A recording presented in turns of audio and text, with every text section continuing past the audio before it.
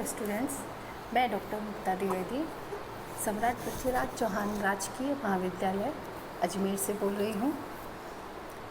आज का जो हमारा विषय है वो है राजनीति विज्ञान के प्रथम प्रश्न पत्र के लिए, और उसका जो टॉपिक है वो है शक्ति के प्रकार। पिछले अध्ययन करते समय पिछली बार हमने देखा था कि शक्ति का अर्थ हम किस तरह से समझ सकते हैं, शक्ति की अवधारणा को किस तरह से समझ सकते हैं। आज हम देखेंगे कि शक्ति के प्रकार कौन कौन से होते हैं, यानी हम शक्ति को किन किन तरह से अनुभव कर सकते हैं। गोल्ड, हेयर और शील्स ने शक्ति के 3 प्रकार बताए हैं। पहला है बल, दूसरा है प्रभुत्व और तीसरा है चातुर्य। बल से तात्पर्य है भौतिक शक्ति। भौतिक शक्ति के माध्यम से बल प्रकट किया जाता है तो उसे शक्ति कहा जाता है। एक राष्ट्र की भौतिक शक्ति होती है उसकी सेना। किसी व्यक्ति की भौतिक शक्ति हो सकती है उसका सबल शरीर, या फिर उसके पास कोई ऐसी वस्तु जिससे कि वो दूसरों पर नियंत्रण कर सकता है। तो बल के माध्यम से शक्ति हमको दिखाई देती है। दूसरा जो शक्ति का प्रकार है कहा जाता है वो है प्रभुत्व। प्रभुत्व से तात्पर्य है कि किसी व्यक्ति की शक्ति या जो व्यक्ति है वो दूसरों पर अगर नियंत्रण करता है तो वो अपने प्रभाव के माध्यम से करता है। अपनी शक्तिशाली होने की उसका जो प्रभाव है वो दूसरे लोगों पर पड़ता है और दूसरे लोग उसकी इच्छा के अनुसार आचरण करते हैं या उसका कहा मानते हैं या उसके आदेशों का पालन करते हैं। तो हम ये कहते हैं कि प्रभुत्व के कारण किसी ने या अधीनस्थों ने उसकी इच्छा को स्वीकार किया है या उसकी इच्छा का या आदेश का पालन किया है। एक शक्तिशाली राष्ट्र शक्ति का बल का प्रयोग नहीं करता है, बल्कि उसके कहने भर से अगर उससे छोटे कम शक्तिशाली राष्ट्र उसकी आज्ञा का पालन करते हैं या उसकी मंशा के अनुसार कार्य करते हैं तो हम कह सकते हैं कि किसी बड़े राष्ट्र का या शक्तिशाली राष्ट्र का प्रभुत्व उस पर दिखाई दे रहा है। इसी तरह से तीसरा जो प्रकार है वो है चातुर्य। चातुर्य का मतलब है चतुराई से कार्य करना, यानी जोड़ तोड़ के माध्यम से या किसी छल के माध्यम से कार्य करने को हम चातुर्य कह सकते हैं। कई बार विभिन्न प्रतीकों के माध्यम से कार्य करवाया जाता है।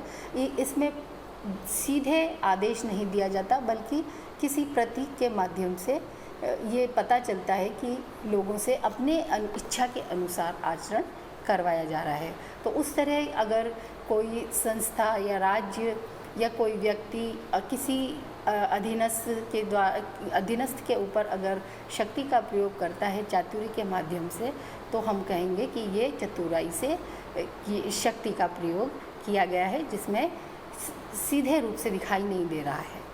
बायस्टेड के अनुसार शक्ति के 2 प्रकार हैं, दृश्य और अदृश्य शक्ति। दृश्य शक्ति जो होती है वो सत्ता और बल के माध्यम से होती है। बल के माध्यम से जो शक्ति का प्रकटीकरण किया जाएगा उसमें शक्ति दिखाई देती है। और सत्ता जो होती है, जिस व्यक्ति के पास में सत्ता होती है वो जो है सत्ता के माध्यम से शक्ति का प्रयोग करता है।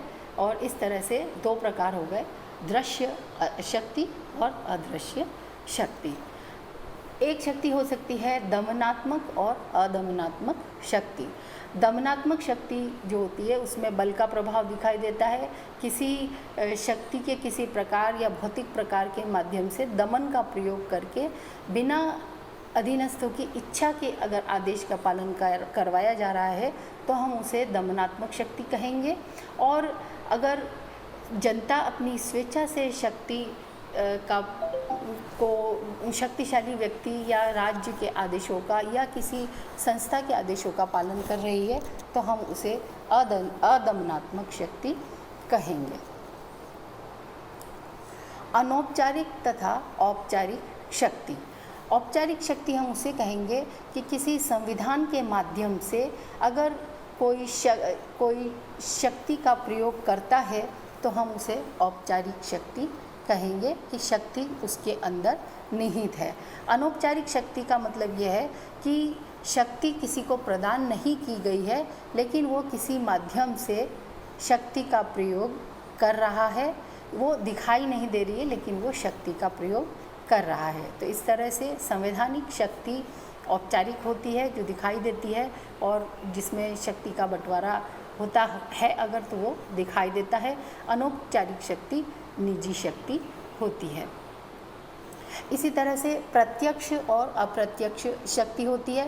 प्रत्यक्ष शक्ति का मतलब ये है कि शक्तिशाली व्यक्ति या राज्य स्वयं शक्ति का, खुद की शक्ति का प्रयोग करता है। अप्रत्यक्ष शक्ति का मतलब ये है कि किसी और की शक्ति का प्रयोग किया जाता है या किसी अन्य माध्यम से शक्तिशाली बन के शक्ति का प्रयोग किया जाता है। तो इस तरह से कोई और शक्ति का प्रयोग करता है तो उसे हम प्रत्यक्ष या अप्रत्यक्ष शक्ति कहते हैं। संबंधों के आधार पे जो शक्ति होती है वो 3 प्रकार की होती है। एक पक्षीय शक्ति, द्विपक्षीय शक्ति और बहुपक्षीय शक्ति। यानी शक्ति का प्रवाह जो है वो एक साइड से आ रहा है, दोनों तरह से आ रहा है या बहुत जगहों से आ रहा है। तो संबंधों के आधार पे इस तरह से 3 भागों में शक्ति को बांट सकते हैं। अन्य जो प्रकार उसको बांट सकते हैं केंद्रीकरण की दृष्टि से कि शक्ति का केंद्रीकरण कहाँ पर है, या शक्ति अगर एक ही जगह पर केंद्रित है या कई अनेक जगहों पर केंद्रित है। अगर शक्ति एक ही जगह पर केंद्रित होती है तो उसे हम केंद्रीकृत व्यवस्था कहते हैं, जहाँ सारी शक्तियाँ एक ही जगह पर केंद्रित होती है। दूसरा है विकेंद्रीकृत शक्ति। इसका मतलब यह है कि शक्तियों का बंटवारा किया गया है और शक्तियों का विसरण किया गया है, शक्तियों को बांटा गया है। जैसा कि संघात्मक सरकार में होता है, कुछ शक्तियाँ संघात्मक संघ सरकार के पास में होती है, कुछ शक्तियाँ राज्यों के पास में होती है। तो शक्ति को हम कह सकते हैं कि थोड़ा विकेंद्रित किया गया है। और उससे भी आगे अगर स्थानीय स्वायत्त संस्थाओं को अगर शक्तियां प्रदान की जाती है तो उसे भी हम विकेंद्रीकरण की श्रेणी में रख सकते हैं कि केंद्रीय स्तर पर शक्तियों को, सारी शक्तियों को अपने पास नहीं रखकर नीचे की इकाइयों को भी शक्तियां प्रदान की गई हैं। इसी तरह से शक्तियों का जो फैलाव है वो केंद्र सरकार या राज्य सरकारें या स्थानीय स्तर पर कितने भागों में कितने ज़्यादा से ज़्यादा अगर विस्तृत की गई है तो इस तरह से हम केंद्रीकरण की दृष्टि से शक्ति को 3 भागों में विभाजित कर सकते हैं। केंद्रीकृत शक्ति, विकेंद्रीकृत शक्ति और विसरित शक्ति।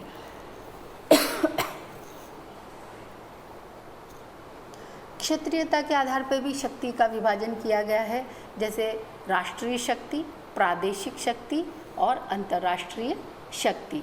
प्रादेशिक स्तर पे अगर किसी राज्य के अंदर किसी क्षेत्र विशेष में शक्ति एकत्रित है तो हम उसे प्रादेशिक शक्ति कहेंगे। जैसे भारत में अगर कोई राज्य आर्थिक दृष्टि से शक्तिशाली है या राजनीतिक दृष्टि से वो शक्तिशाली है या प्रभुत्व उसका अच्छा है राष्ट्रीय स्तर पे, तो हम कहेंगे कि ये प्रदेश जो है वो प्रादेशिक दृष्टि से शक्तिशाली है।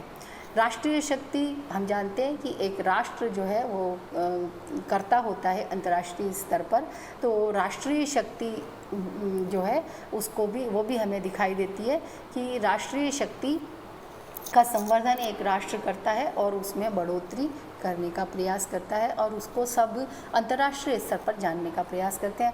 अंतर्राष्ट्रीय शक्ति हम उसे कहेंगे कि सारे राष्ट्रों के मध्य जो शक्ति होती है उसको हम अगर देखने का प्रयास करते हैं कि कौन सा राष्ट्र शक्तिशाली है, कौन सा राष्ट्र शक्तिशाली नहीं है। विभिन्न माध्यम के आधार पर अगर हम अंतर्राष्ट्रीय स्तर पर राष्ट्रों को देखने का प्रयास करते हैं और उस आधार पर अगर हम निष्कर्ष निकालते हैं तो हम उसे अंतर्राष्ट्रीय शक्ति कहते हैं।